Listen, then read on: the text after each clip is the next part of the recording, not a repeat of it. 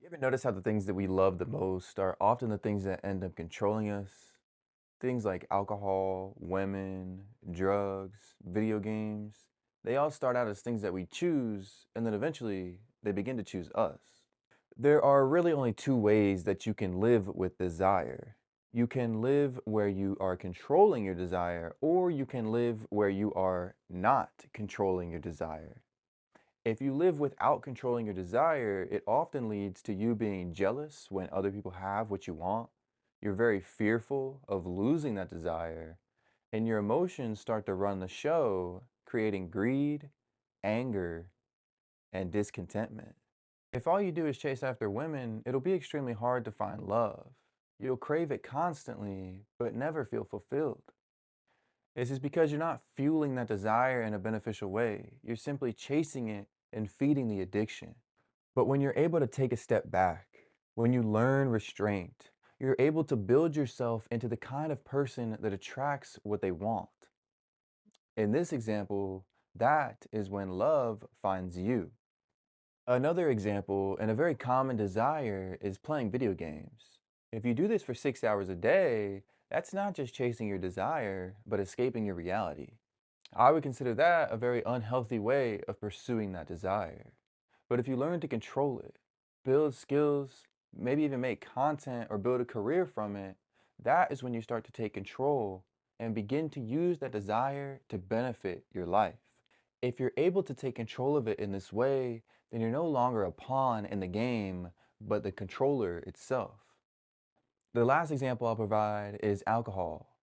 Most people don't like getting blackout drunk. They like the laughter, the warmth, and the good feeling that they get beforehand. But if they don't control it, it ends up leading to a lot of regret. The alcohol begins to control them, and in no context is this ever going to be able to benefit someone's life.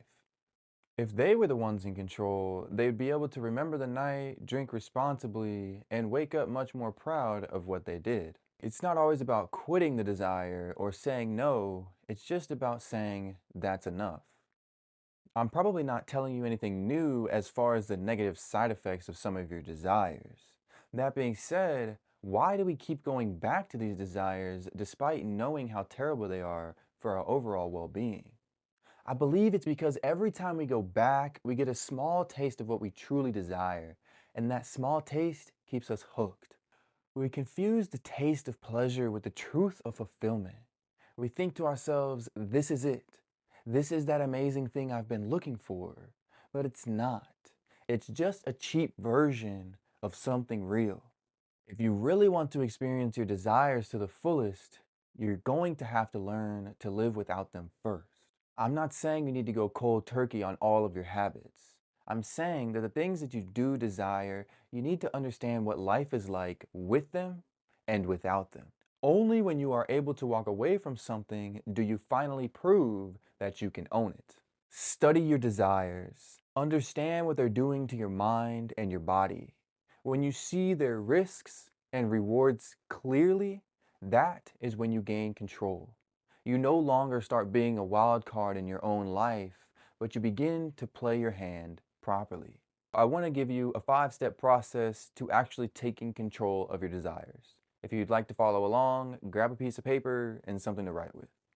The first thing we're going to do is actually write down our desires on this paper. Whether they're big or small, go ahead and put them on there and make sure that you're not hiding any of them and don't judge them either. Whether you act on them or not, list every single one because it's going to be important in the next steps. And remember, desire isn't always addiction. You can crave being around a woman and never even touch one. You can crave success and not have any of it. But until you see your desires clearly, they'll keep controlling you from the shadows. The next step is to take a moment and ask yourself for each individual desire, what has this one specifically led me to so far in life? Ask yourself if the actions that come from pursuing this desire are healthy or not. Are they benefiting your life overall? Is it just some sort of character development or is it character deterioration? Be brutally honest in this section. Pinpoint which desires are draining your success and which desires are driving your progress. You may realize that some of your desires are beneficial. For instance, many people have the desire to drive a nice car, and that may drive them to work harder in their workplace. I would consider this a good desire, but still, take note of this. On the other hand, your desire for attention might be driving you to lose focus. Once you've written down exactly what these desires are doing in your life, we're ready for step three. Step three is identifying your triggers. Think about that list of desires that you created in step one. What are you doing, thinking about, or saying when you begin to crave these desires? Simply, when do your unhealthy desires appear the most? Are you bored? Are you lonely? Are you stressed? Understanding that certain states will trigger certain desires gives you a window of clarity. Recognizing these triggers gives you a split-second choice, and that's where your control begins. In this window of clarity, the next time you get bored, you may not immediately reach for the joint, but understand that the reason that you want that thing is because of the fact that you're bored.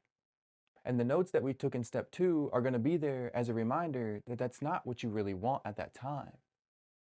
Identify your triggers and get them down on that piece of paper before moving to step four. I believe that step four is extremely important, and I think that a lot of people are missing this when they try to quit their addictions or desires.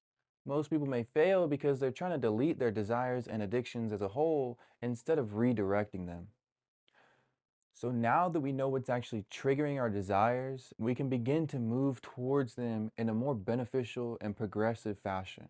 Don't delete your desires, but understand that there's a healthier way to chase them than the unhealthy way that you've been doing.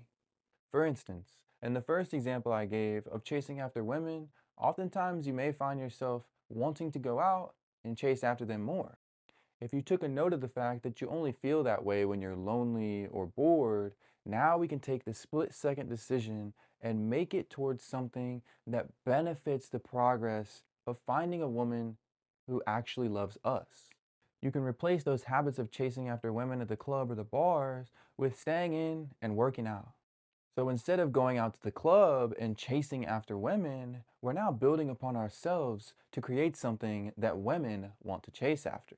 In the example of playing video games, if we realize that we only like to play video games to avoid our other responsibilities, we can figure out how to do this without damaging our life.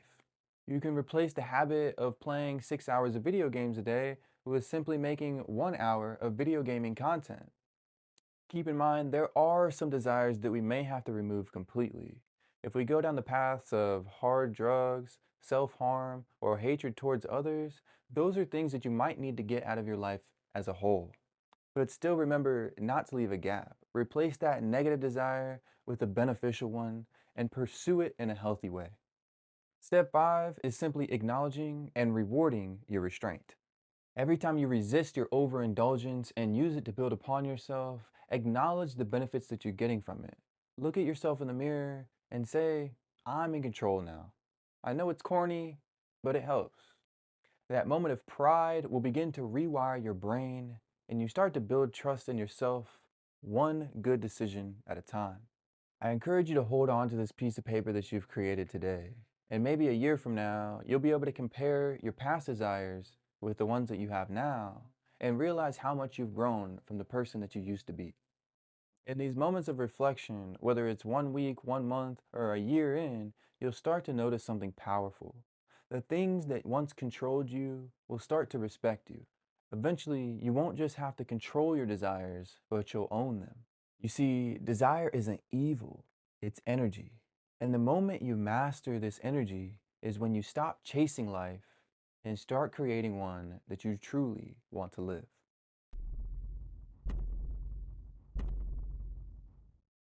All right, guys, that's all I've got for you today. I really appreciate you guys watching the video all the way through, and I really hope that you were able to gather some valuable information from it. I do really try to put some information in these videos that it's actually going to benefit people. I know that a lot of this stuff is things that helped me in my past, and I'm hoping I'm able to translate it in a way that helps other people. If you don't know already, I'll be making a video every day of October, so I really hope you guys stay tuned. I'll be giving you guys all my best stuff, everything that helped me, for absolutely free. God bless and good luck.